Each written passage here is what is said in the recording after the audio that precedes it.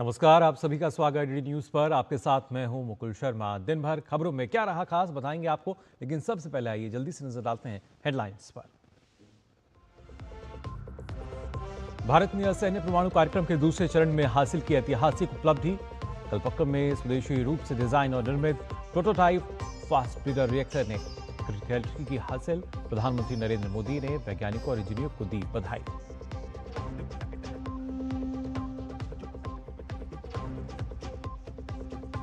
प्रधानमंत्री मोदी ने असम में किया जीत की हैट्रिक का ऐलान। घुसपैठ और पाकिस्तान से मिली भगत को लेकर कांग्रेस को घेरा। कहा, कांग्रेस ने वही गीत गाया जिसकी धुन पाकिस्तान ने तैयार की।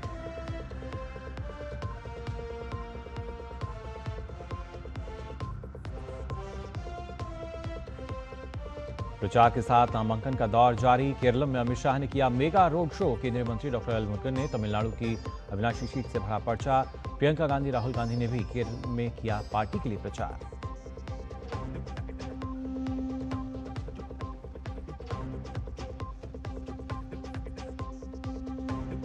असम में पासपोर्ट की लड़ाई में पाकिस्तान कनेक्शन। शर्मा दंपति ने गौरव गोगोई पर लगाए पाकिस्तानी से करीबी रिश्ते के आरोप।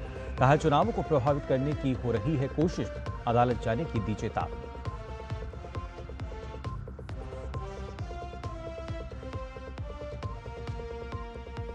मुख्य चुनाव आयुक्त ज्ञानेश कुमार के खिलाफ विपक्ष द्वारा लाया गया महाभियोग प्रस्ताव के नोटिस को लोकसभा अध्यक्ष ओम बिरला और राज्यसभा के सभापति सीपी राधाकृष्णन ने किया स्वीकार। पूरी प्रक्रिया के बाद नोटिस स्वीकार करने से किया इनकार।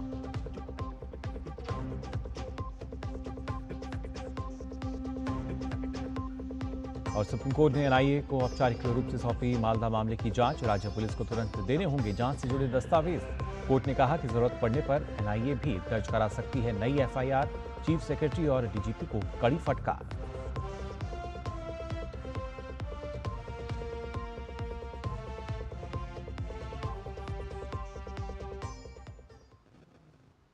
और आइए बुलेटिन की शुरुआत करते हैं देश की उपलब्धि के साथ। आपको बता दें, भारत ने अपने असैन्य परमाणु ऊर्जा कार्यक्रम के दूसरे चरण में एक महत्वपूर्ण उपलब्धि हासिल की है। प्रधानमंत्री नरेंद्र मोदी ने सोशल मीडिया प्लेटफॉर्म एक्स पर जानकारी देते हुए बताया कि तमिलनाडु के कलपक्कम में स्थित स्वदेशी तकनीक से विकसित प्रोटोटाइप फास्ट ब्रीडर रिएक्टर यानी पीएफबीआर ने क्रिटिकलिटी हासिल कर ली है। प्रधानमंत्री ने इसे भारत की वैज्ञानिक क्षमता और इंजीनियरिंग दक्षता का प्रतीक बताया। उन्होंने इस सफलता को गर्व का क्षण बताते हुए वैज्ञानिकों और इंजीनियरों को बधाई दी। प्रधानमंत्री ने अपने एक्स पोस्ट में लिखा, आज भारत ने अपने असैन्य परमाणु कार्यक्रम की यात्रा में एक निर्णायक कदम आगे बढ़ाया है। कलपक्कम में स्वदेशी रूप से डिजाइन और निर्मित प्रोटोटाइप फास्ट ब्रीडर रिएक्टर ने क्रिटिकलिटी हासिल कर ली है। ये उन्नत रिएक्टर अपनी खपत से अधिक ईंधन उत्पन्न करने में सक्षम है, जो हमारी वैज्ञानिक क्षमता और इंजीनियरिंग कौशल की गहराई को दर्शाता है। यह हमारे परमाणु कार्यक्रम के दूसरे चरण में देश के विशाल थोरियम भंडार के उपयोग की दिशा में एक महत्वपूर्ण कदम है। यह भारत के लिए गर्व का क्षण है। हमारे वैज्ञानिकों और इंजीनियरों को बधाई।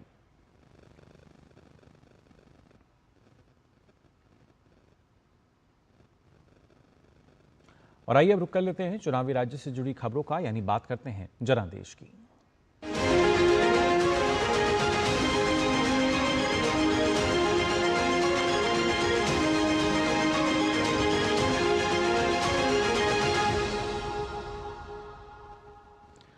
प्रधानमंत्री ने असम में अगर बात की जाए तो यहाँ पर चुनावी रैली की थी। खासतौर से बारपेटा, हुजाई और डिब्रूगढ़ की रैलियों में, यानी इन तीनों ही रैलियों में उनका निशाना सीधे तौर पर कांग्रेस पर रहा। उन्होंने कहा कि कांग्रेस ने विकास विरोधी, देश विरोधी और असम विरोधी नीतियां अपनाई हैं, इसलिए असम सहित देश को नुकसान उठाना पड़ा है। प्रधानमंत्री ने विश्वास जताया कि भाजपा तीसरी बार भी राज्य में सरकार बनाने में सफल होगी। असम विधानसभा के आम चुनाव में प्रधानमंत्री की रैलियां कांग्रेस की मुश्किलें बढ़ा रही हैं। बारपेटा रैली स्थल पहुंचने से पहले लोगों का जबरदस्त उत्साह दिखा। उन्होंने असम में अशांति और संघर्ष के लिए कांग्रेस को जिम्मेदार ठहराया। वहीं कांग्रेसी नेताओं के पाकिस्तानी सुर और कनेक्शन पर उन्होंने तंज कसा। कांग्रेस मोदी को नीचा दिखाने के लिए सेना के शौर्य को भी गाली देती है। सर्जिकल स्ट्राइक हो, एयर स्ट्राइक हो, हमने देखा है कि कांग्रेस ने हमेशा दुश्मनों के एजेंडे को ही हवा दी है। ऑपरेशन सिंदूर के दौरान भी हमारी सेनाओं ने पाकिस्तान को कुछ ही घंटों में घुटने टेकने पर मजबूर कर दिया था। लेकिन कांग्रेस ने वही गीत गाया जो पाकिस्तान ने लिखा था, जिसकी धुन पाकिस्तान ने तैयार की थी और जो पाकिस्तान को पसंद है। कांग्रेस नेताओं का ये पाकिस्तान कनेक्शन हमेशा देश पर भारी पड़ता है। साथियों, कांग्रेस ने हमारी फौज से कैसे विश्वासघात किया है, इसका एक उदाहरण वन रैंक वन पेंशन भी है। कांग्रेस ने मेरे फौजी भाइयों को दशकों तक ओआरओपी से वंचित रखा।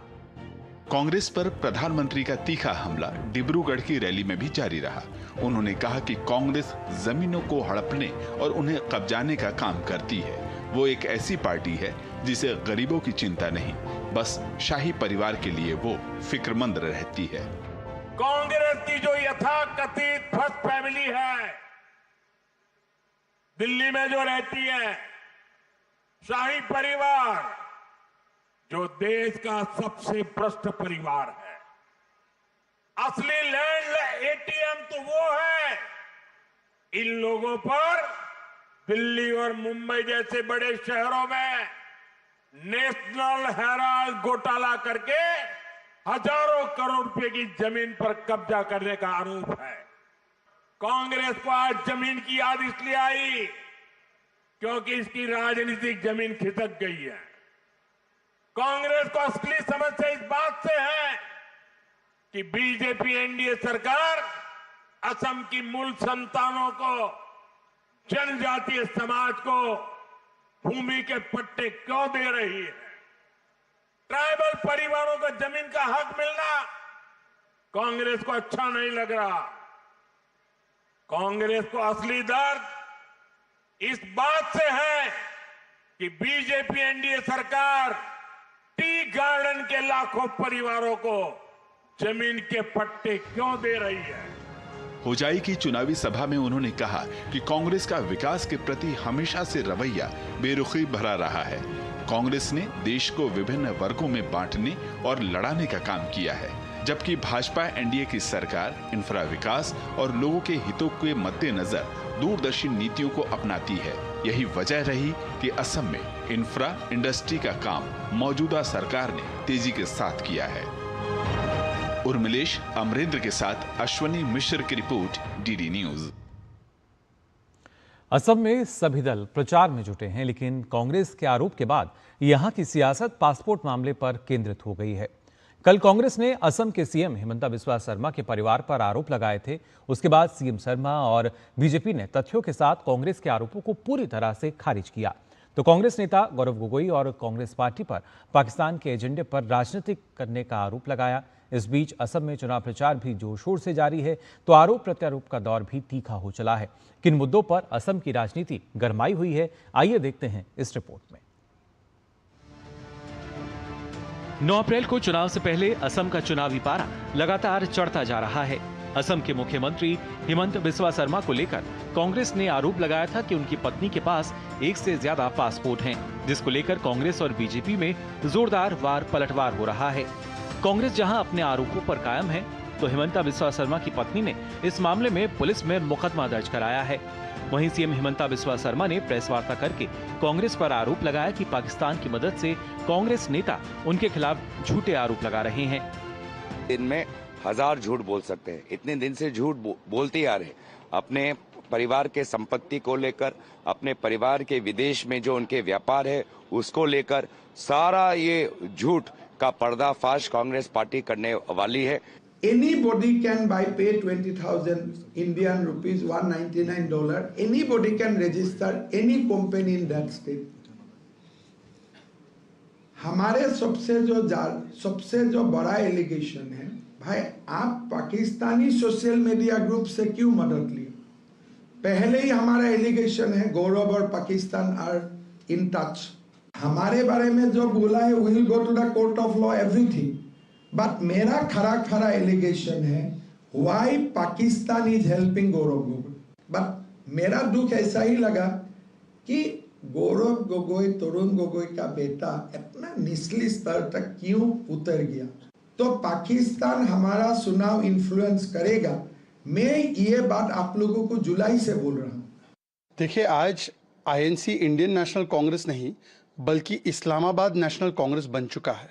पिछले 10-12 दिनों से हर रोज़ पाकिस्तान की मीडिया में ये चर्चा हो रही है कि कैसे असम में हिमंता जी और बीजेपी की सरकार को हटाकर एक कांग्रेस की सरकार को इंस्टॉल किया जाए, क्योंकि गौरव गोगोई और उनका परिवार पाकिस्तान का एजेंट है।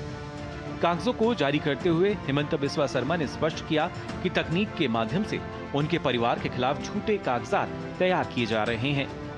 इसी बीच गौरव गोगोई और हिमंता बिस्वा शर्मा की पत्नी रिनिकी भुइया शर्मा के बीच भी एक्स पर वार पलटवार का दौर तेज हो गया है। गौरव गोगोई ने हिमंता बिस्वा शर्मा की पत्नी पर आरोप लगाते हुए सोशल मीडिया एक्स पर पोस्ट कर कहा कि हिमंता बिस्वा शर्मा को निम्नलिखित प्रश्नों के उत्तर देने चाहिए। क्या हिमंता शर्मा की पत्नी के पास दुबई का गोल्डन वीजा है? क्या गोल्डन वीजा भारतीय पासपोर्ट पर है? इन सवालों को हास्यास्पद बताते हुए रिनिकी भुइया शर्मा ने एक्स पर लिखा, ना तो मेरा, ना मेरे बच्चों का, ना ही मेरे पति का दुबई या भारत के बाहर कहीं भी कोई व्यापारिक हित या संपत्ति है। अब आपकी बारी। क्या आप बता सकते हैं कि उनकी पत्नी का पाकिस्तान में कोई बैंक खाता है या कभी था? और क्या आप ये जानकारी सार्वजनिक करेंगे? यह भी दिलचस्प है कि 24 घंटे के भीतर ही आप मिस्र के पासपोर्ट पर गोल्डन वीजा के अपने दाव से पीछे हटकर अब भारतीय पासपोर्ट की बात कर रहे हैं। जहां एक और सीएम हिमंता बिस्वा शर्मा के परिवार पर लगे आरोपों का मामला गरमाया हुआ है, वहीं असम में चुनाव प्रचार भी जोरदार तरीके से जारी है। कांग्रेस अध्यक्ष मल्लिकार्जुन खड़गे ने असम में पार्टी के लिए प्रचार किया और बीजेपी पर हमला बोला, तो भाजपा की ओर से केंद्रीय मंत्री जेपी नड्डा समेत कई स्टार प्रचारकों ने मोर्चा संभाला और कांग्रेस पर घुसपैठियों को संरक्षण देने का आरोप लगाया। बीजेपी के लोग वोट के लिए कुछ भी बातें कर देते हैं। कभी ये कहा था कि वे आसाम अकॉर्ड को लागू करेंगे, फिर कहा कि आसाम को फ्लड और इरोजन फ्री बना देंगे, लेकिन मोदी जी ये सारे वायदे भूल गए।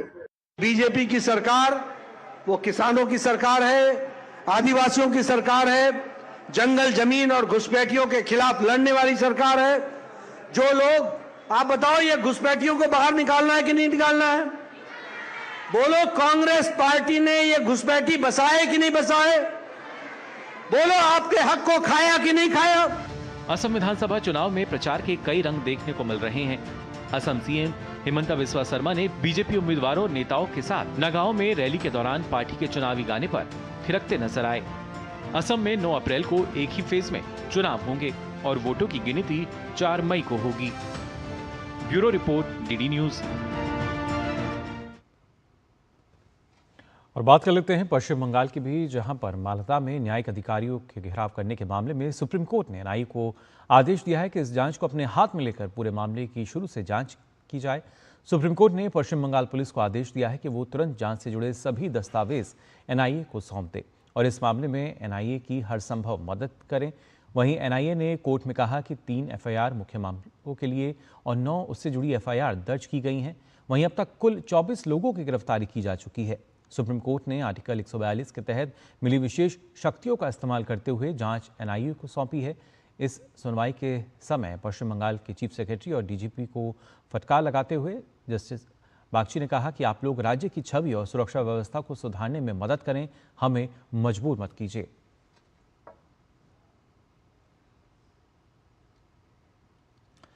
और साथ ही चुनावी राज्यों की अगर बात करें तो पश्चिम बंगाल, तमिलनाडु, केरलम और पुदुचेरी में चुनाव प्रचार जोर शोर से जारी है। 9 अप्रैल को केरलम, पुदुचेरी में एक ही चरण में वोटिंग होगी, जिसको लेकर प्रचार अभियान अपने अंतिम दौर में है। उधर तमिलनाडु और पश्चिम बंगाल में भी प्रचार अभियान जोर शोर से जारी है। कहीं नामांकन का काम हो रहा है तो कहीं स्टार प्रचारकों की रैलियां और रोड शो में भारी भीड़ उमड़ रही है। इस बीच सभी दल अपनी अपनी जीत के दावे कर रहे हैं तो विरोधियों पर जोरदार हमलावर भी हो रहे हैं। गृह मंत्री अमित शाह ने केरलम के अलापुझा में रोड शो किया। इस दौरान पार्टी समर्थकों की भारी भीड़ उमड़ी, जिससे पूरे शहर का माहौल उत्साह और जोश से भर गया। रोड शो के दौरान अमित शाह ने लोगों का अभिवादन स्वीकार किया। केरलम की 140 विधानसभा सीटों के लिए चुनाव 9 अप्रैल को होंगे। वहीं केरलम के कुन्नूर में कांग्रेस नेता प्रियंका गांधी ने एक जनसभा को संबोधित किया। प्रियंका गांधी ने कहा, एलडीएफ और बीजेपी के बीच एक सीक्रेट डील हुई है। That there has been a secret deal between the LDF and the BJP. We have seen massive theft in Sabarimala, but nothing, not one word from the Prime Minister. पश्चिम बंगाल में चुनावी मौसम जारी है। TMC नेता और बेलेघाटा विधानसभा क्षेत्र से उम्मीदवार कुणाल घोष ने विधानसभा चुनाव के लिए नामांकन दाखिल करने से पहले रोड शो किया। वहीं केंद्रीय राज्य मंत्री डॉक्टर एल मुरुगन ने तमिलनाडु चुनाव के लिए अविनाशी विधानसभा क्षेत्र से नामांकन दाखिल किया। दूसरी तरफ चेन्नई में बीजेपी कैंडिडेट तमिलसाई सुंदरराजन के नॉमिनेशन पर केंद्रीय मंत्री पीयूष गोयल ने कहा, इस बार तमिलनाडु में कमल खिलेगा। The lotus will blossom. Anti-Tamil Nadu Stalin government, full of corruption, full of family politics, dynastic politics, failed government with no policy, no program, no development for the city of Chennai, for the people of Chennai, for the people of Mylapore. पश्चिम बंगाल विधानसभा चुनाव से पहले बेहाला पश्चिम विधानसभा क्षेत्र में तनाव बढ़ गया है। भाजपा के उम्मीदवार इंद्रनील खान ने आरोप लगाया है कि टीएमसी के कार्यकर्ताओं ने पार्टी के चुनाव कार्यालय में तोड़फोड़ की। चुनाव आयोग के अनुसार इंद्रनील खान की शिकायत पर रत्ना चट्टोपाध्याय के खिलाफ परनाश्री पुलिस स्टेशन में एफआईआर दर्ज हुई है। चुनाव प्रचार रैली और रोड शो को देखकर ये दावा करना बेईमानी होगी कि जनता किसकी ओर है। हालांकि सभी पार्टियां जीत का दावा कर रही हैं, लेकिन जीत का असली ताज किसे मिलेगा ये 4 मई को ही पता चलेगा। Bureau report, DD news. और वहीं पश्चिम बंगाल विधानसभा चुनाव में ममता बनर्जी का भड़काऊ बयान सुप्रीम कोर्ट के कटघरे तक पहुंच गया है। पश्चिम बंगाल की मुख्यमंत्री ममता बनर्जी ने नादिया में जनसभा को संबोधित करते हुए केंद्रीय अर्धसैनिक बलों को लेकर अनर्गल प्रलाप किया था। ममता बनर्जी लगातार अपनी जनसभाओं में चुनाव प्रक्रिया को पारदर्शी और सुरक्षित बनाए रखने के लिए की जा रही व्यवस्थाओं को लेकर नकारात्मक टिप्पणी करती रही हैं। चुनाव आयोग ने आज सुप्रीम कोर्ट में ममता बनर्जी के इन्हीं भाषणों में से एक का हवाला देते हुए कहा कि चुनावी भाषणों में लोगों से कहा जा रहा है कि यूपी से सीआरपीएफ आपको पीटने आ रही है, तैयार रहो। चुनाव आयोग ने कहा कि इस तरह की बातों से केवल माहौल बिगाड़ने का काम हो रहा है। उल्लेखनीय है कि पिछले चुनावों में पश्चिम बंगाल में कई जगह मारपीट और लोगों को धमकाकर मतदान करने से रोका गया था, जिसको ध्यान में रखते हुए इस बार चुनाव आयोग और सुप्रीम कोर्ट पूरी तरह से सख्त है और हर गतिविधि पर नजर रखी जा रही है। और वहीं धमकी भरे भाषण में तृणमूल सांसद अभिषेक बनर्जी भी अयोध्या दिए उत्तर प्रदेश থেকে সিআরপিএফ নিয়ে আসছে আপনাদের উপর হামলা করার জন্য, কেউ ভয় পাবেন না। এটা 15 দিনের ছলনা, 15 দিনের খেলা, 25 দিনের খেলা, তারপরে বুঝবে খেলার নাম বাবাজি, খেলার নাম বাবাজি, তারা বুঝবে।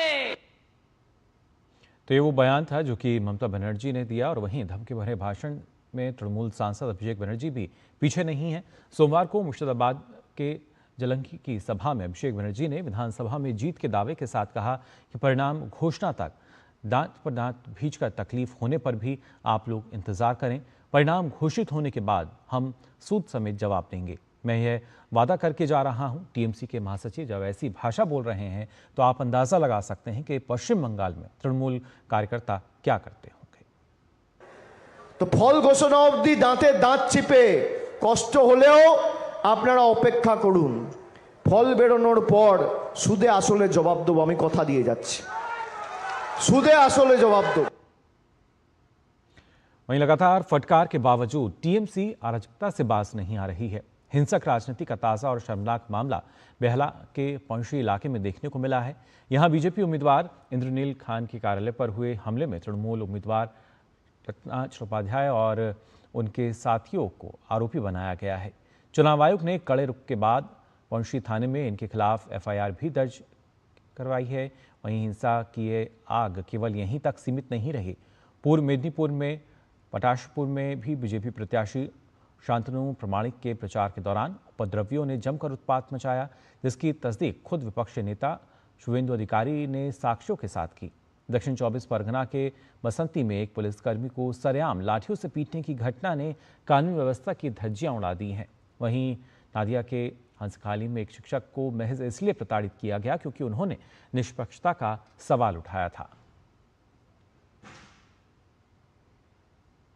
पश्चिम बंगाल में एसआईआर मामले में कोलकाता हाईकोर्ट की तरफ से सुप्रीम कोर्ट को जानकारी दी गई है कि 6 अप्रैल को दोपहर 12 बजे तक कुल 60,06,000 लंबित मामलों में से लगभग 59,15,000 आपत्तियों का निपटारा हो गया है। एसआईआर मामले में 7 अप्रैल को सुप्रीम कोर्ट में सुनवाई होनी है।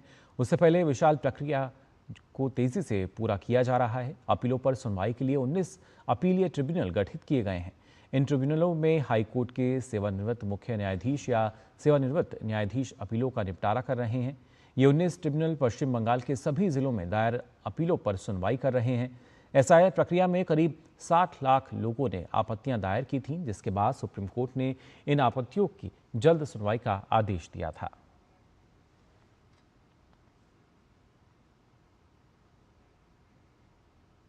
आपको बता दें, चुनाव आयोग ने 2026 के विधानसभा चुनाव और उपचुनावों को लेकर एक अहम निर्देश जारी किया है। आयोग ने स्पष्ट किया है कि मतदान दिवस और उससे एक दिन पहले प्रिंट मीडिया में प्रकाशित होने वाले सभी राजनीतिक विज्ञापनों के लिए प्री सर्टिफिकेशन अनिवार्य होगा। आयोग के अनुसार निष्पक्ष चुनाव सुनिश्चित करने के लिए कोई भी राजनीतिक दल, उम्मीदवार या अन्य व्यक्ति बिना पूर्व अनुमति के ऐसे विज्ञापन प्रकाशित नहीं कर सकेगा। इसके लिए संबंधित राज्य जिला स्तर की media certification and monitoring committee यानी एमसीएमसी से अनुमति लेनी होगी।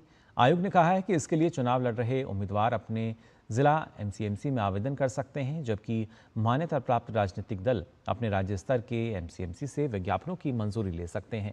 यह व्यवस्था असम, केरलम, पुदुचेरी, तमिलनाडु और पश्चिम बंगाल सहित उन राज्यों और केंद्र शासित प्रदेशों में लागू होगी जहां विधानसभा चुनाव और उपचुनाव प्रस्तावित हैं।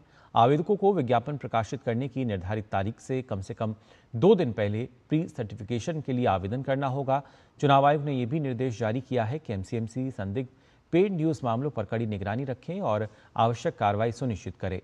आयोग का मानना है कि ये कदम चुनाव प्रक्रिया में पारदर्शिता बढ़ाने और मतदाताओं को गुमराह होने से बचाने में मदद करेगा।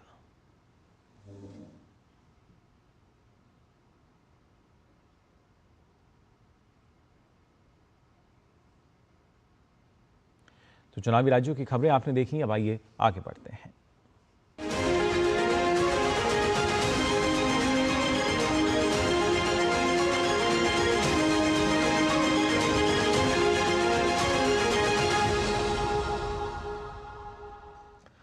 आपको बता दें, लोकसभा अध्यक्ष ओम बिरला ने मुख्य निर्वाचन आयुक्त यानी ज्ञानेश कुमार को हटाने के लिए प्रस्ताव लाने संबंधी विपक्ष के नोटिस को सोमवार को अस्वीकार कर दिया। लोकसभा सचिवालय ने ये जानकारी दी। विपक्षी दलों के सदस्यों ने 12 मार्च को ये नोटिस सौंपा था। उच्च सदन राज्यसभा के सभापति ने भी विपक्ष की ओर से दिए गए इस तरह के नोटिस को अस्वीकार कर दिया है।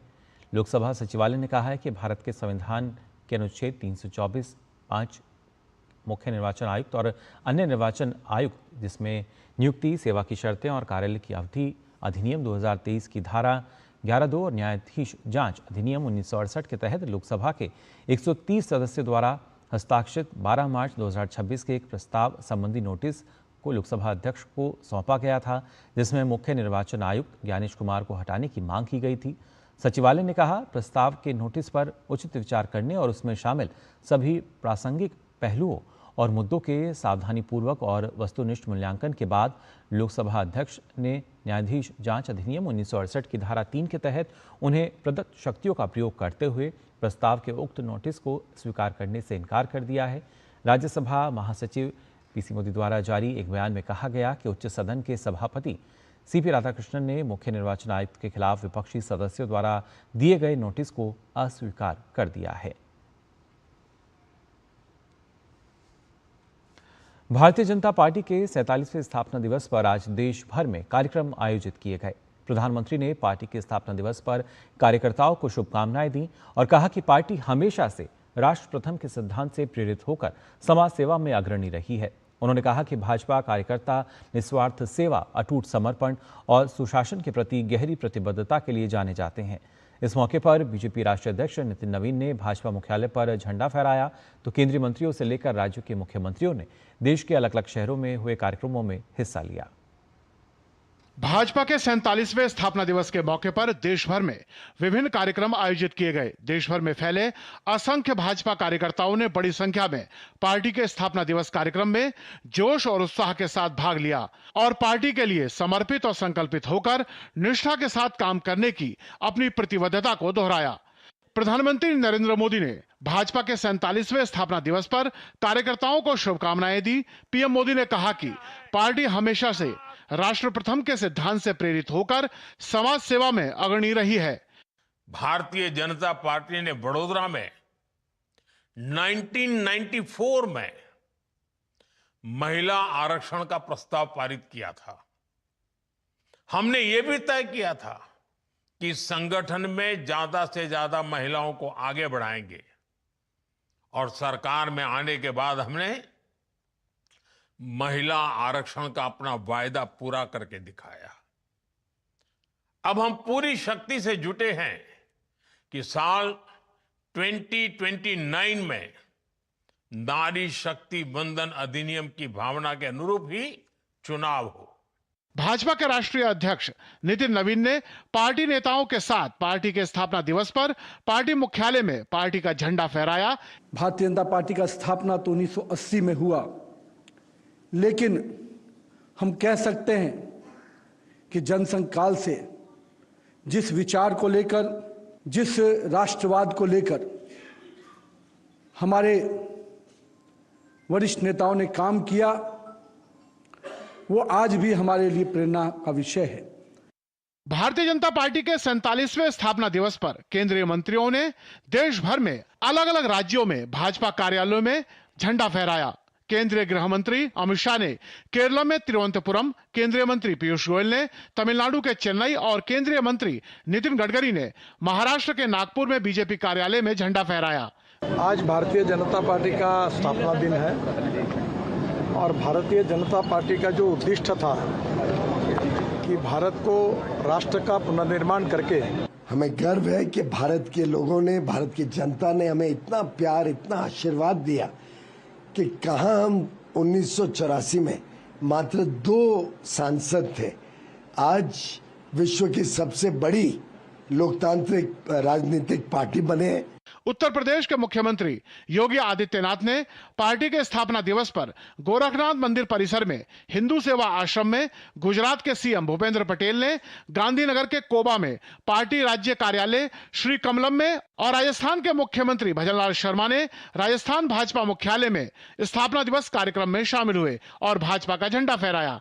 हम सबसे पहले राष्ट्र को मानते हैं, उसके बाद हम पार्टी को मानते हैं और उसके बाद हम व्यक्ति को मानते हैं। भारतीय जनता पार्टी जब अप्रैल 1980 को इसका गठन हुआ तो ये पंडित दीनदयाल उपाध्याय के उस एकात्म मानववाद की इस पार्टी का सिद्धांत होगा कि अगर हम सरकार में हैं तो हमारा जो अंतिम छोर पे बैठा हुआ व्यक्ति है, जो गरीब खेत के मुड़े पे, उसके चेहरे पे मुस्कान लाना। आज भारतीय जनता पार्टी माननीय प्रधानमंत्री नरेंद्र मोदी जी के नेतृत्व में, मार्गदर्शन में दुनिया की सबसे बड़ी पार्टी कार्यकर्ताओं के लिहाज से बनी है। भारत को एक समर्थ राष्ट्र बनाने के लक्ष्य के साथ भाजपा का गठन 6 अप्रैल 1980 को नई दिल्ली के कोटला मैदान में आयोजित एक कार्यकर्ता अधिवेशन में किया गया, जिसके प्रथम अध्यक्ष अटल बिहारी वाजपेयी निर्वाचित हुए। Bureau report, DD news. और आइए खबरों में आगे बढ़ते हैं। आपको बता दें, विदेश मंत्रालय के प्रवक्ता रणधीर जायसवाल ने बताया है कि हाल ही में पश्चिम एशिया, विशेषकर ईरान और खाड़ी देशों में भारतीयों की सुरक्षा लेकर महत्वपूर्ण जानकारी साझा की है। उन्होंने बताया कि मौजूदा संघर्ष की स्थिति के बीच अब तक 8 भारतीय नागरिकों की मृत्यु की पुष्टि हुई है, जबकि एक व्यक्ति लापता बताया गया है। रणधीर जायसवाल के अनुसार खाड़ी देशों में रहने वाले भारतीय समुदाय के लोग सुरक्षित हैं। उन्होंने बताया कि भारत ने अजरबैजान के रास्ते ईरान से 204 भारतीयों को सुरक्षित निकाला है, जो ज़मीनी सीमा पार कर वापस घर लौट रहे हैं। इसके अलावा ईरान से अब तक कुल 1171 नागरिकों को निकाला जा चुका है। भारतीय नागरिक इस संघर्ष में मारे गए हैं। हम लोगों ने पहले भी बताया आपको कि 8 लोगों की जानें गई हैं और 1 शख्स जो है वो गायब है। इन 8 लोगों में से 7 लोगों का मृत शरीर वापस आ चुका है और 1 में कुछ टेक्निकलिटीज़ हैं और उस टेक्निकलिटीज़ को मद्देनजर रखते हुए हमारी एम्बेसी जो है ओमान में काम कर रही है कि जल्द से जल्द वो भी जो मॉर्टल रिमेन्स है पार्थिव शरीर वापस आए, और उनके परिवारजनों से हम लोग लगातार बातचीत और संपर्क में हैं। तो वहाँ हम लोगों के राजदूतावास में हम लोगों ने हेल्पलाइन खोल रखा है, और ये भी हम लोगों ने उनको बताया है सारे समुदाय के लोगों से कि जिनको भी समस्या है, किसी प्रकार की समस्या है, वो हमारे एम्बेसी से जुड़े ताकि हम जो भी समस्या है उसको देखें और उसको हल कर सकें। तो पश्चिम एशिया में जारी संघर्ष के बीच देश में हालात को लेकर सरकार ने एक बार फिर स्पष्ट किया है कि देश में किसी प्रकार का कोई संकट नहीं है और पेट्रोलियम पदार्थों से लेकर अन्य ज़रूरी सामान की कोई कमी नहीं है। इस बीच भारत के 2 और जहाज़ हॉर्मुज़ को पार करके भारत की तरफ आ रहे हैं। ये दोनों ही जहाज़ एलपीजी लेकर आ रहे हैं। सरकार ने कहा है कि एलपीजी गैस बुकिंग 97% तक बढ़ी है, तो 42 लाख कमर्शियल सिलेंडर भी उपभोक्ताओं तक पहुंचाए गए हैं। सरकार ने कहा है कि देश में गैस और तेल की कोई कमी नहीं है। पश्चिम एशिया में घटनाक्रमों को लेकर एक महत्वपूर्ण अंतर मंत्रालय प्रेस वार्ता आयोजित की गई, जिसमें क्षेत्रीय स्थिति, सुरक्षा, कूटनीति और भारत के दृष्टिकोण पर जानकारी दी गई। पेट्रोलियम और प्राकृतिक गैस मंत्रालय ने बताया कि देश में गैस और तेल की कोई कमी नहीं है और एलपीजी गैस बुकिंग 97% तक बढ़ी है। वहीं 42 लाख कमर्शियल सिलेंडर भी उपभोक्ताओं तक पहुंचाए गए हैं। पेट्रोलियम और प्राकृतिक गैस मंत्रालय में ज्वाइंट सेक्रेटरी सुजाता शर्मा ने कहा कि सरकार लगातार कोशिश कर रही है कि जनता को कम परेशानी हो। उन्होंने बताया कि सरकार के पास पर्याप्त मात्रा में एलपीजी का स्टॉक है और किसी भी एजेंसी में सिलेंडर की कोई कमी नहीं है। 2 कार्गो हॉर्मुज़ क्रॉस कर चुके हैं और इनमें से एक 7 अप्रैल और दूसरा 9 अप्रैल तक भारत पहुंचेगा। सरकार लगभग 50 लाख सिलेंडर रोज दे रही है और 5 हफ्ते में 18 करोड़ घरों को एलपीजी सिलेंडर पहुंचाया गया है। हमारे किसी भी एलपीजी डिस्ट्रीब्यूटरशिप पर कोई ड्राई आउट रिपोर्टेड नहीं है। हमारी ऑनलाइन बुकिंग रिकॉर्ड हाई 97% पर है। डाइवर्जन को रोकने के लिए डिलीवरी ऑथेंटिकेशन कोड या ओटीपी की व्यवस्था की गई है और अब लगभग 90% डिलीवरी इस ओटीपी कोड के द्वारा ही की जा रही है।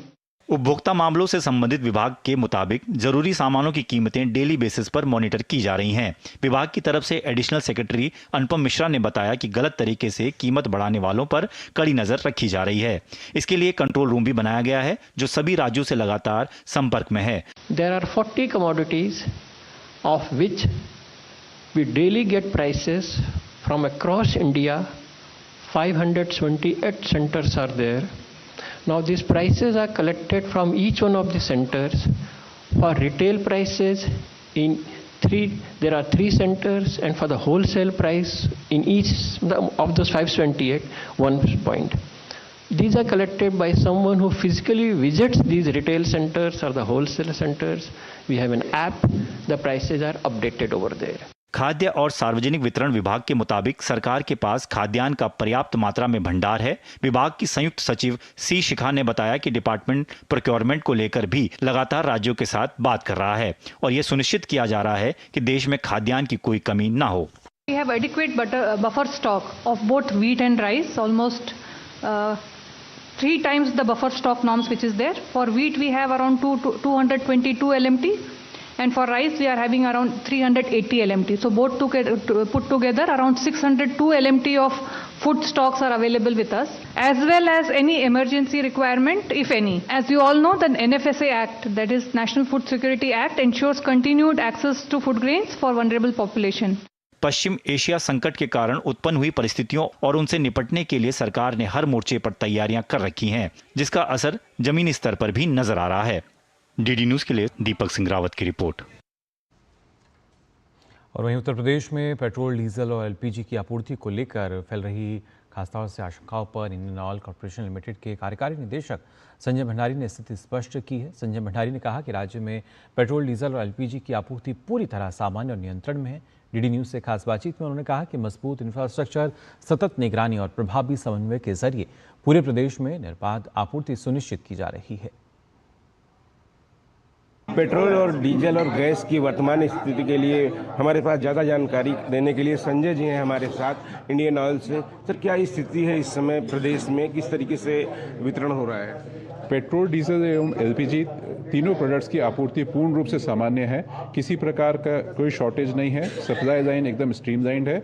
मेरा आपके माध्यम से ग्राहकों से यही अनुरोध है कि अफवाहों से बचें, पैनिक बाइंग या पैनिक बुकिंग से बचें, एवं किसी भी प्रकार की किसी भी प्रोडक्ट में शॉर्टेज नहीं है। घरेलू गैस सिलेंडर की अगर बात करते हैं तो इनकी आपूर्ति की स्थिति क्या है? लोग ज़्यादा परेशान हो रहे हैं, लाइनें लग रही हैं। देखिए, उत्तर प्रदेश राज्य में मैं बात करूं तो हम जब ये युद्ध वाली स्थिति हुई थी उससे पहले करीब 7 लाख रिफिल प्रतिदिन सप्लाई करते थे और आज भी वही स्थिति आ गई है। इनफैक्ट जो कल का आंकड़ा है वो हमने करीब 8,40,000 रिफिल कल सप्लाई की है। तो अगेन मैं यही कहना चाहूँगा कि एलपीजी की भी स्थिति पूर्ण रूप से सामान्य है।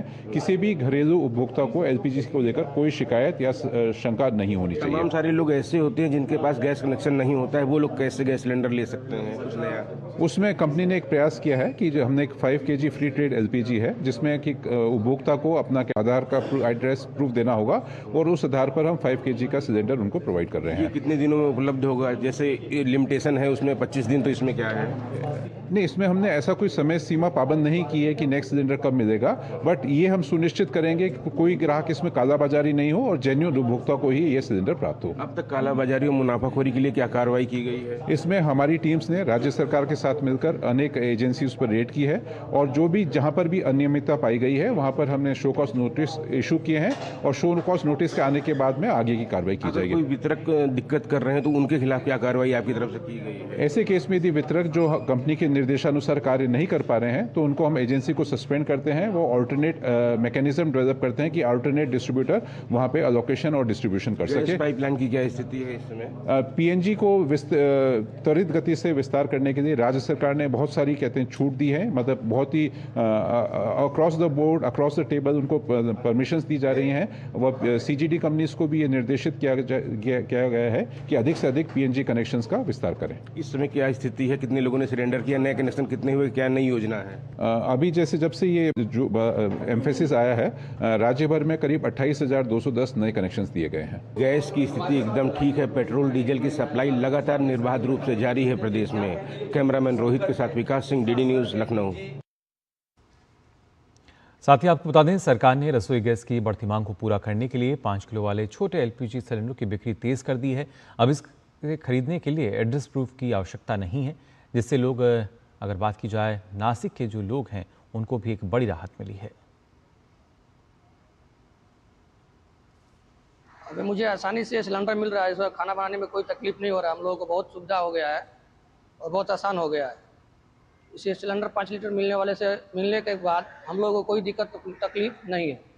अभी जो गैस का किल्लत हुआ, कंपनी ने जो हमें 5 kg का गैस का बाटल मुहैया करवाया, उससे बहुत राहत मिला है। हम लोग को दिक्कत हो रहा था खाना बनाने में, वो अब हट गई है। तो मतलब हम लोग को 5 लीटर का गैस में अब सुविधा से मिल जाती है। खाना बनाने में कोई दिक्कत नहीं होती है। एक आईडी लगता है, अपना आईडी से ही मिल जाता है और ये वजन में भी हल्का रहता है, 5 kg का ही रहता है। एजेंसी से आसानी से गैस मिल रहा है 5 kg का, जिसके लिए एड्रेस का ज़्यादा वो नहीं है, आईडी पे ही मिल जा रहा है। वहीं भारत गैस ने राउरकेला में आम जनता के लिए अच्छी पहल शुरू की है। एलपीजी कनेक्शन प्राप्त करने में कठिनाई का सामना ना करना पड़े, इसके चलते इस पहल की शुरुआत की गई है, जिससे लोग जो हैं उनको किसी भी तरह का परेशानी का सामना ना करना पड़े। उपभोक्ताओं की सहायता के लिए 5 किलोग्राम की गैस सिलेंडर की व्यवस्था शुरू हुई है। ये पहल विशेष रूप से प्रवासी श्रमिकों, वेतनभोगी व्यक्तियों और छात्रावासों, मेस या किराए के आवासों में रहने वाले छात्रों के लिए लाभदायक है, जिन्हें एलपीजी के कनेक्शन के लिए एड्रेस प्रूफ की कमी के कारण चुनौतियों का सामना करना पड़ता था। 5 लीटर के छोटे गैस सिलेंडर किफ़ायती दामों पर उपलब्ध कराए जा रहे हैं। ये सिलेंडर पोर्टेबल, उपयोग में आसान और प्रवासियों के लिए उपयुक्त हैं, जो रोज़ खाना पकाने की ज़रूरतों के लिए एक विकल्प के रूप में प्रयोग होगा। सोशल मीडिया पर गैस की कमी की अफवाहों के बीच भारत गैस के इस कदम ने उपभोक्ताओं में विश्वास जगाने में मदद की है। स्थानीय निवासियों और वितरकों ने इस कदम का स्वागत किया है और उम्मीद जताई है कि ऐसे उपाय आने वाले दिनों में गैस वितरण प्रणाली को और मजबूत करेंगे। राउरकेला में बाहर से आए हुए श्रमिक और स्टूडेंट्स लोगों के लिए एक 5 kg सिलेंडर का प्रोवाइड किया जा रहा है, जिसका दाम आम आदमियों को नज़र में रखते हुए रखा गया है। लोगों के मन से गैस संकट को बारे में जो अफवाहें बैठी गई है, उससे दूर करना और मन में उनका राहत लाना, भरोसा लाना, ये भारत गैस का पहला काम है। तो न सिर्फ राउरकेला बल्कि मुंबई जैसे महानगर में भी छोटे एलपीजी सिलेंडरों की बढ़ती आपूर्ति ने हजारों जरूरतमंद लोगों को बड़ी राहत दी है। घरेलू रसोई गैस और व्यावसायिक रसोई गैस की आपूर्ति में जो किल्लत हुई है पिछले कुछ दिनों, हालांकि उसको जो है पाटने का पूरा प्रयास चल रहा है। इस बीच में कंपनी के द्वारा, सरकार के द्वारा 5 लीटर गैस की आपूर्ति जो है वो सुनिश्चित की गई है। और यहाँ जो 2 कतार आप इस वक्त हम मानपुर में जो कतार आप 2 यहाँ पे देख रहे हैं, एक कतार बेसिकली उनकी है जो कि नया कनेक्शन ले रहे हैं, ये 5 लीटर का गैस है। और दूसरी कतार उन लोगों की है हमारे बाएं साइड, जो कि अपनी गैस जो खाली सिलेंडर है वो लेके आए हैं और वो यहाँ पे रिफिल करा रहे हैं। कुल मिलाकर दोनों जो कतार है वो आपको यहाँ पर दिख रही होगी। जो लोग आए उनसे हम कितनी देर से लगे हुए हैं आप बताएं? मेरे को अभी आधा घंटा हुआ। आधा घंटा हुआ। तो रिफिल करने कब लिए आप ये सिलेंडर लिए? ये आज ही उनको पता चला इधर मिल रहा है, इसके लिए आज हम नहीं जाए। तो ये तो आपको रिफिल कराने आए हैं ना? पहले आपका इसका मतलब कनेक्शन लिए कब थे ये कनेक्शन मैंने वो 4 साल हुआ लिए कि तो मेरे को मिल रहा था, लेकिन अभी मालूम ये पता कि इधर ही मिल रहा है खाली, तो इसके लिए इधर आ गया। हम आपको दिखा दें कि जो पूरा आप देख रहे हैं कि बेसिकली जहाँ पे गोदाम है गैस की आपूर्ति जो यहाँ पे हो रही है। पति जी बताइए किस तरीके से मैनेज कर रहे हैं सिचुएशन को? सर जैसे लोगों के पास अभी 14 kg और 5 kg सिलेंडर्स बहुत कम है, तो गवर्नमेंट ने कल से स्टार्ट किया है कि 5 kg का आप ऑफिशियली इनका आधार कार्ड लेके कनेक्शन बना सकते हैं। तो जैसे लाइफ में उनको रिफिल ऐसे ही आसानी होती जाएगी जब तक गवर्नमेंट का गैस सप्लाई नॉर्मल ना हो। बुकिंग स्पैन भी बढ़ गया है, जैसे फैमिली सबकी बहुत बड़ी है तो 14 किलो किन किन के घर पे पूरा नहीं चलता है, तो उनके लिए भी गवर्नमेंट ने 5 kg खाली आधार कार्ड या तो कोई वैलिड डॉक्यूमेंट लाना बोला है और उनको जो ऑफिशियल रेट है 1569 वो लेके उनको पूरा सिलेंडर देना है, दिक्कत ना हो। अपने से भी सुरेश काले के साथ मुकेश कुमार सीतल, दूरदर्शन समाचार, मुंबई। तो कहीं भी किस तरह की जो दिक्कत है वो नज़र नहीं आ रही है एलपीजी को लेकर।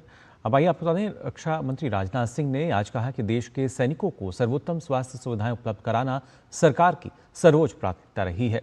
उन्होंने कहा कि सैनिक दिन रात हर मौसम में और हर परिस्थिति में देश की सेवा करते हैं। नई दिल्ली में सेना चिकित्सा कोर के स्थापना दिवस के अवसर पर रक्षा मंत्री राजनाथ सिंह ने देश के अन्य हिस्सों में भी अनुसंधान और रेफरल अस्पताल जैसी सुविधाओं के विकास पर जोर दिया। उन्होंने कहा कि इस तरह के प्रमुख संस्थान देश के हर कोने में होने चाहिए ताकि सेना को हर जगह बेहतर चिकित्सा सुविधाएं मिल सकें। रक्षा मंत्री ने सैन्य नर्सिंग सेवा की भूमिका को बेहद अहम बताते हुए उन्हें चिकित्सा सेवाओं की रीढ़ बताया। उन्होंने ये भी घोषणा की कि अब सैन्य नर्सिंग सेवा की नर्सों को सेवानिवृत्ति के बाद पूर्व सैनिक का दर्जा दिया जाएगा।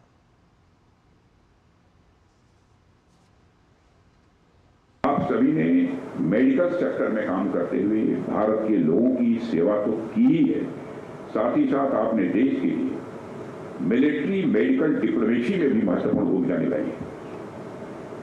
जिस प्रकार नेपाल और अन्य स्थानों पर आप लोगों के द्वारा मेडिकल कैंप लगाए गए, वह एक बहुत बड़ा महत्वपूर्ण कदम रहा है। इसी का एक और एस्पेक्ट सिविल मिलिट्री फ्यूजन भी है। अभी कुछ समय पहले ही जिन आई कैंप्स और मेडिकल इनिशिएटिव्स का विस्तार अलग अलग क्षेत्रों यानी पूरब से लेकर पश्चिम तक और उत्तर से लेकर दक्षिण तक हुआ है, उसका लाभ केवल डिफेंस पर्सनल तक सीमित नहीं रहा है बल्कि आम जनता को भी मिला है। इसकी मैं अपनी तरफ से सराहना करना चाहता हूँ। हमारी मिलिट्री नर्सिंग सर्विस की जो नर्सेस हैं, जो हमारी मेडिकल फोर्सेस की बेड रॉक हैं, उनको रिटायरमेंट के बाद यक्स सर्विसमैन का दर्जा नहीं मिलता था, लेकिन हमारी गवर्नमेंट ने अब यह निर्णय लिया है कि अब उन्हें भी यक्स सर्विसमैन का दर्जा दिया जाएगा। केंद्रीय वित्त मंत्री निर्मला सीतारमण ने राष्ट्रीय लोक वित्त एवं नीति संस्थान के स्वर्ण जयंती समारोह को संबोधित किया। उन्होंने कहा कि पब्लिक फाइनेंस केवल खर्च तक सीमित नहीं है बल्कि मजबूत राजस्व जुटाना भी उतना ही जरूरी है। सुशासन के लिए एक ऐसा राजस्व तंत्र आवश्यक है जो मजबूत, निष्पक्ष और कुशल हो। केंद्रीय वित्त मंत्री ने कहा कि भारत की कर व्यवस्था समय के साथ लगातार विकसित हुई है। अब इसका फोकस सरलता, तकनीक के उपयोग, भरोसे और पारदर्शिता पर है। इससे टैक्स बेस बढ़ा है, अनुपालन में सुधार हुआ है और सरकार की वित्तीय क्षमता मजबूत हुई है। साथ ही उन्होंने कहा कि विशेषज्ञों का मानना है कि राजस्व जुटाना सिर्फ टैक्स दरों को बढ़ाने का मामला नहीं है बल्कि यह प्रशासनिक सुधारों से भी जुड़ा है। सरकार का प्रयास है कि ईमानदार करदाताओं के लिए प्रक्रिया आसान बनाई जाए, जबकि कर चोरी करने वालों के खिलाफ सख्त निगरानी और कार्रवाई सुनिश्चित की जाए। यानी साफ है कि आधुनिक टैक्स सिस्टम का मकसद केवल राजस्व बढ़ाना नहीं बल्कि एक भरोसेमंद और पारदर्शी व्यवस्था बनाना है जो देश के विकास को मजबूती दे सके। Revenue side steps for sound public finance. I think it's equally important because many people immediately think of public expenditure, how the government spends money, when they hear public finance. However, it is also about how government gets the money to spend. Without a robust revenue system, the revenue stream, the government's ability to function would be purely theoretical. State must raise money in ways that are fair, growth compatible, macroeconomically useful, and practically enforceable. Also, revenue mobilization is not just tax rates, it's also administration. How the state reduces compliance friction for honest taxpayers while improving detection and deterrence for evasion. India's revenue side architecture has undergone a paradigm shift over the last decade, where the system once relied on high taxes, narrow bases, discretionary assessments, and adversarial enforcement. It now rests on 4 pillars: simplification, technology, trust and transparency. आधुनिक युद्ध के बदलते परिदृश्य में तकनीक निर्णायक भूमिका निभा रही है। ड्रोन और मानव रहित हवाई प्रणाली अब सैन्य रणनीति का अहम हिस्सा बन चुके हैं। इसी संदर्भ में भारतीय सेना ने अपने मानव रहित हवाई प्रणाली (UAS) और लोइटरिंग म्यूनिशंस के लिए व्यापक टेक्नोलॉजी रोडमैप को औपचारिक रूप से जारी किया। इस पहल के माध्यम से सेना निगरानी, सटीक हमले, रसद और विशेष अभियानों में अपनी क्षमताओं को मजबूत करना चाहती है। साथ ही ये रोडमैप देश में निर्मित तकनीकों को बढ़ावा देने और भविष्य के युद्धों में भारत को रणनीतिक बढ़त देने के उद्देश्य से तैयार किया गया है।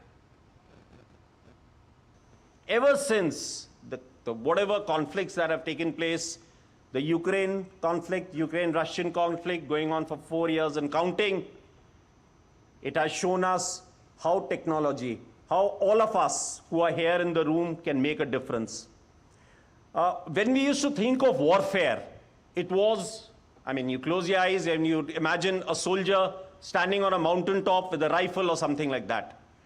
But Ukraine and Russian war has shown that it is equally important that our scientists, our industry, our soldiers work as a cogent team. Now we are transiting from having a broad base and having the entire, all kinds of equipment included into one document, into a domain-specific document. And to start with, this is the first one, which is actually related to the most prominent and emerging technology or the application today in the ongoing conflicts. And that is on the unmanned aerial systems and loiter munitions. So this will address the aspect, at least in this particular domain. तो भारत का रक्षा क्षेत्र किस तरीके से मजबूत हो रहा है, इसका जिक्र भी इस दौरान किया गया। वहीं आप बता दें, दिल्ली विधानसभा में दोपहर को उस समय अचानक हड़कंप मच गया जब एक अज्ञात कार विधानसभा के गेट नंबर 2 के लोहे के गेट को तोड़ते हुए जबरन परिसर में घुस गई और वहां चक्कर लगाने लगी। सबसे हैरानी की बात यह है कि कार चला रहा व्यक्ति दिल्ली विधानसभा परिसर में एक फूलों का गुलदस्ता रखकर वहां से फरार हो गया। जानकारी के अनुसार उत्तर प्रदेश के रजिस्ट्रेशन नंबर वाली एक कार परिसर में गेट तोड़कर जबरन घुसी थी। घटना की खबर मिलते ही दिल्ली पुलिस फौरन मौके पर पहुंची और जांच शुरू कर दी गई। दिल्ली पुलिस कमिश्नर सतीश कुलचा विधानसभा पहुंचे और उस जगह का मुआयना भी किया जहां से उत्तर प्रदेश रजिस्ट्रेशन नंबर वाली टाटा सिएरा कार विधानसभा परिसर में घुसी थी। पुलिस ने उस आरोपी को हिरासत में ले लिया है जिसने इस घटना को अंजाम दिया था। पुलिस वाहन को भी जब्त कर चुकी है। और आपको बता दें, अमेरिकी राष्ट्रपति डोनाल्ड ट्रंप ने ईरान को नई धमकी दी है। उन्होंने कहा है कि अमेरिका पूरे ईरान को एक रात में खत्म कर सकता है और वो रात कल हो सकती है। ईरान को चेतावनी देते हुए अमेरिकी राष्ट्रपति ने कहा कि अगर 7 अप्रैल तक अमेरिका की शर्तें नहीं मानी गईं तो ईरान को पूरी तरह से खत्म किया जा सकता है। ईरान को होर्मुज जलदंडु बंधे खोलना होगा, वरना अमेरिका बड़े सैन्य हमले कर सकता है। इसके अलावा राष्ट्रपति ट्रंप ने ईरान में फंसे एक जवान को सुरक्षित बाहर निकालने की घटना का भी जिक्र किया। उन्होंने कहा कि ये एक मिलिट्री द्वारा किए गए अब तक के सबसे बड़े, सबसे मुश्किल कॉम्बैट सर्च में से एक की सफलता का जश्न मनाने का समय है। हमने एक जवान को बचाने के लिए 200 जवान भेजे और यह कुछ ऐसा है जिसे आमतौर पर उतना करने की कोशिश नहीं की जाती जितनी आप करना चाहते हैं। अमेरिकी राष्ट्रपति ने बचाव अभियान को ऐतिहासिक करार दिया। Thursday night, an American F-15 fighter jet went down deep inside enemy territory in Iran while participating in Operation Epic Fury, where we're doing unbelievably well, well at a level that nobody's ever seen before. The entire country can be taken out in one night, and that night might be tomorrow night. Paschim Asia में 48 घंटे की deadline ने तनाव को चरम पर पहुंचा दिया है। अमेरिका के राष्ट्रपति डोनाल्ड ट्रंप ने साफ चेतावनी दी है कि समझौता नहीं हुआ तो ईरान के खिलाफ कड़ी कार्रवाई होगी, जबकि ईरान भी झुकने को तैयार नहीं है।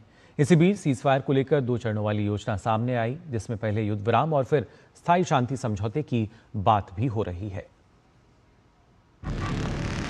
48 घंटे की नई डेडलाइन पहले ही युद्ध से करा रहे पश्चिम एशिया के तनाव को चरम पर पहुंचा दिया है। दुनिया टकटकी बाधे देख रही है कि होर्मुज से अमन बहेगा या खूनी संघर्ष।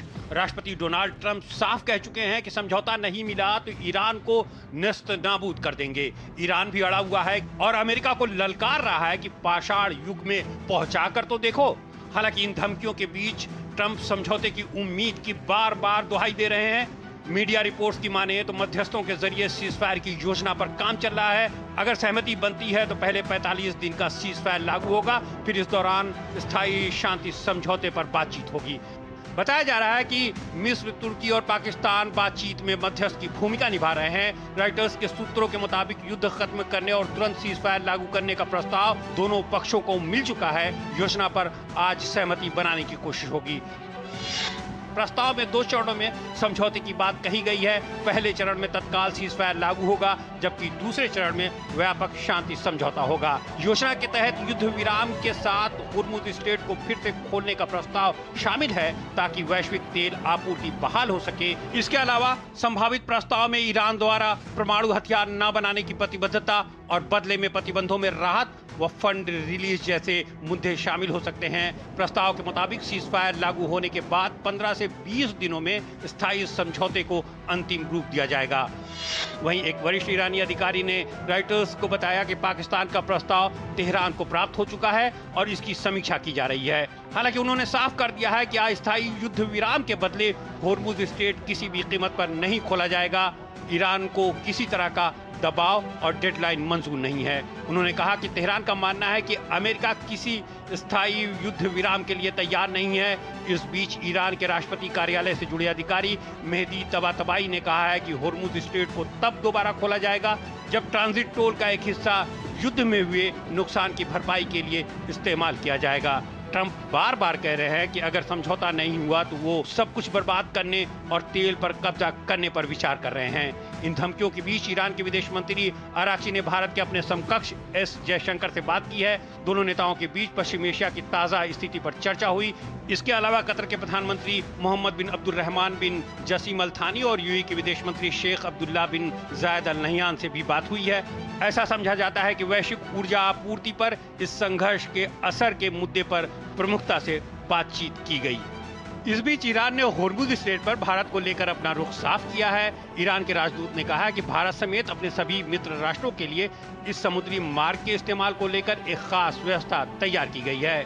इसका अंदाजा इस बात से लगाया जा सकता है कि जब दुनिया की ऊर्जा सुरक्षा होर्मुज के नाम पर थरथरा रही है, तब भारत के 9 जहाज इस रास्ते को पार कर चुके हैं, जिसमें 7 भारत पहुंच चुके हैं और 2 जल्द ही पहुंचने वाले हैं। तो फिलहाल के लिए इस बुलेटिन में बस इतना ही। दीजिए अनुमति। नमस्कार।